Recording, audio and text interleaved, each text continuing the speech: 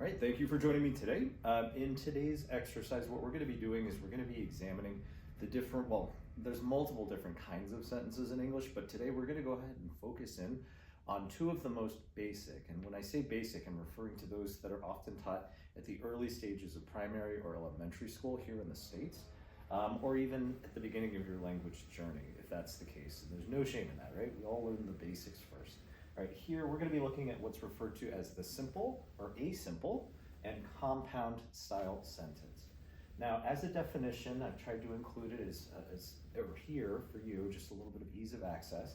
I'll read it. It says, a simple sentence contains one independent clause, which I'll clarify in a second, with a single subject and predicates, right? So it follows that very simple format that we're used to, which is the subject plus the verb, and more often than not, an object associated with that verb, unless of course the verb is intransitive, in which case there would be no object. But for argument's sake, that's the formula. All right, now as an example, we have the dog ran. Very simple insofar as we can identify the subject, which is the dog, and a verb, which in this case would be ran, and it does not have an object. So this is a good example of an intransitive verb, but that's another topic. All right, moving on. We're going to go ahead and transition into a slightly more complex version of a sentence, which is referred to as a compound sentence. Now, a compound sentence is just a combination of two independent clauses, which are joined together using a coordinating conjunction.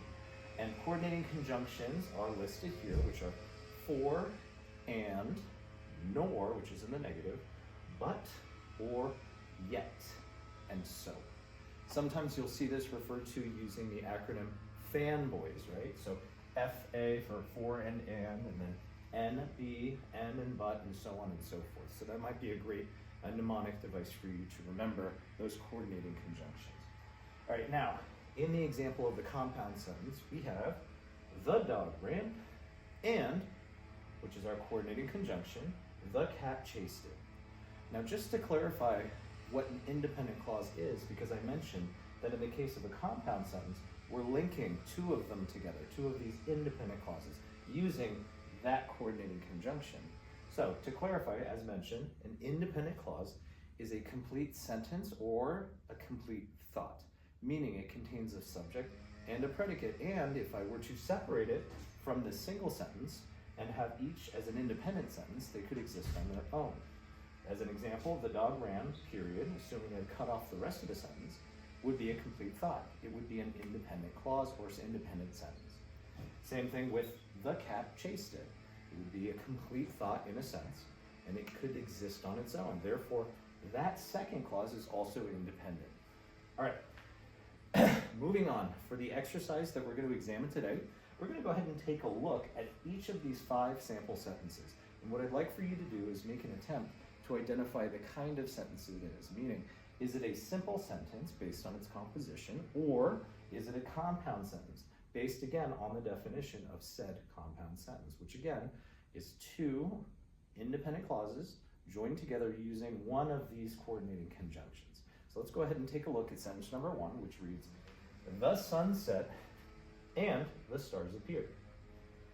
Well, I notice a coordinating conjunction. As well, I see two, what I assume to be independent clauses. Let's read them to find out. The first clause, the sun set. There's our subject, the sun, and a verb, set. Okay, it's a standalone independent clause. Now, or independent clause, excuse me. Moving on, we have the stars appeared. Subject, the stars. Action associated, appeared. No object is necessary for either of these two verbs. So both are intransitive, and both cases, they're both independents, linked with our coordinating conjunction, which of course fits the definition of a compound sentence. Perfect. Let's go ahead and move on to sentence number 2, which reads, she loves chocolate. I'm sure most of us do. Again, so for sentence 2, we have she loves chocolate. What's our subject? She. This woman is our focus. What's the verb? So we've got our S, we need our V, that verb. Loves is what she does. Okay, now in this case, the verb does have an object because the thing that she loves is chocolate. So SVO, subject, verb, object. And in this case, I have no coordinating conjunction. Instead, it's a simple independent clause. So it's a simple sentence. All right, moving on to sentence number 3. I see, or I'll read. We went to the park, but it was too crowded. Subject. Oh, looks like we've got a few, because what I'm noticing is there's actually 2 clauses. Let's see if you can figure out what they are. And I can also see that they've been joined together using one of these coordinating conjunctions. What is it? Well, as far as what's the coordinating conjunction? It is but. Let's see if we can determine whether or not each of these 2 clauses is in fact independent. Reading the first clause, we went to the park. Subject, we. Verb, went. Object would be the prepositionary phrase to the park. Moving on, just beyond that coordinating conjunction. It was too crowded. Subject, it, object pronoun. Verb, was, that's a to be verb. Object, too crowded. We've got the adverb associated with crowded, so too crowded. Ooh, it's too many people. So I've got 2 independent clauses joined using that coordinating conjunction. Therefore, the definition for this would be, oh, it's a compound sentence. Okay, let's try sentence number 4, excuse me. The book is on the table. Okay, subject for 4. The book, verb, is, to be verb. Object of is would be this prepositional phrase, which is on the table, right? Our preposition being on, and then the noun on the table. So I see a subject, a verb, and an object. However, I do not have any coordinating conjunctions, nor do I have another independent clause.